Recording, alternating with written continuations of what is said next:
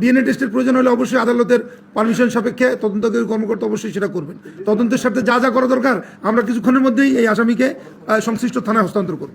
অবশেষে সেই হুজুরের কথার উপর ভিত্তি করে ডিএনএ টেস্টের পদক্ষেপ নিচ্ছে প্রশাসন।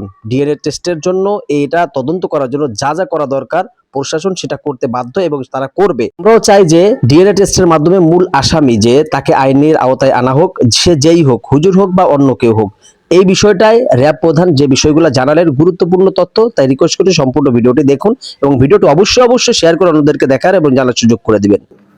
ঘটনার পর থেকেই অভিযুক্ত শিক্ষককে গ্রেপ্তার করতে অদ্য 6 মে 2026 খ্রিস্টাব্দ ভোর আনুমানিক 4:15 ঘটিকায় সাগরকে গ্রেপ্তার করতে সক্ষম হয়। জীবিকার তাগিদে শিশুটির মা সিলেটে গৃহ পরিচারিকার কাজ করেন। শিশুটি তার নানির কাছ থেকে ওই মাদ্রাসায় লেখাপড়া করত। গত কিছুদিন থেকে শিশুটির মা শারীরিক অবস্থার পরিবর্তন দেখে 18 April 2026 modern diagnostic centre Madan নেত্রকোনায় চিকিৎসকের শরণাপন্ন হলে শিশুটি 7 মাসের অন্তঃসত্ত্বা বলে জানা যায়। বাদী শিশুটিকে জিজ্ঞাসাবাদে জানতে পারেন গত 2 অক্টোবর 2025 বিকাল অনুমান 15:30 ঘটিকায় মাদ্রাসা ছুটি হওয়ার পর ধৃত শিক্ষকের আদেশে ঝাড়ু দিয়ে মাদ্রাসা সংলগ্ন মসজিদের বারান্দা পরিষ্কার করতে থাকে। সেই মুহূর্তে ধৃত শিক্ষক শিশুটিকে তার কক্ষে ডেকে নিয়ে জোরপূর্বক তার ইচ্ছার বিরুদ্ধে ধর্ষণ করে বলে বাদী অভিযোগে উল্লেখ করেন।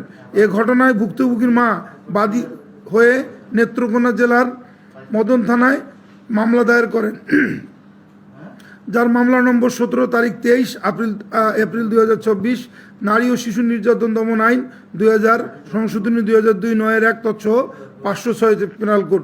উক্ত ঘটনাটি ইলেকট্রনিক, প্রিন্ট ও সোশ্যাল মিডিয়ায় ব্যাপকভাবে প্রচারিত ও আলোচিত হয়। ঘটনার পর থেকেই অভিযুক্ত শিক্ষককে গ্রেপ্তার করতে আমরা র্যাব 14 ছায়া তদন্ত শুরু করে এবং গ্রেপ্তার আতঙ্ক এড়াতে এবং গ্রেপ্তার এড়াতে এই অভিযুক্ত শিক্ষক এলাকা ছেড়ে আত্মগোপনে চলে যায়।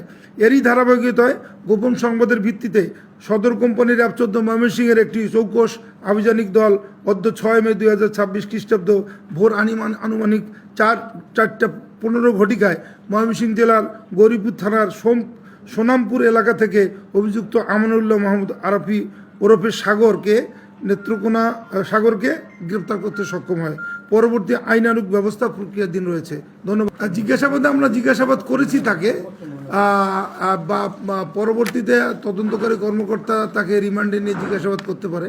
আমরা প্রাথমিক জিজ্ঞাসাবাদ করেছি, সে খুব বেশি কোনো কিছু বলেনি।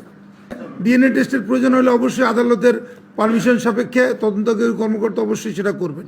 তদন্তের সাথে যা যা করা দরকার আমরা কিছুক্ষণের মধ্যেই এই আসামিকে সংশ্লিষ্ট থানায় হস্তান্তর করব। যাই হোক দর্শক মন্ডলী, তাকে গ্রেফতার করেছে, কোনো সমস্যা নাই। অভিযোগের ক্ষেত্রে গ্রেফতার করা ঠিক আছে, কিন্তু ডিএনএ টেস্ট করে আসল অপরাধী যে তাকে শাস্তি দেওয়া উচিত। যদি হুজুর অপরাধী হয় হুজুর শাস্তি পাবে, অন্য কেউ অপরাধী হলে সে শাস্তি পাবে।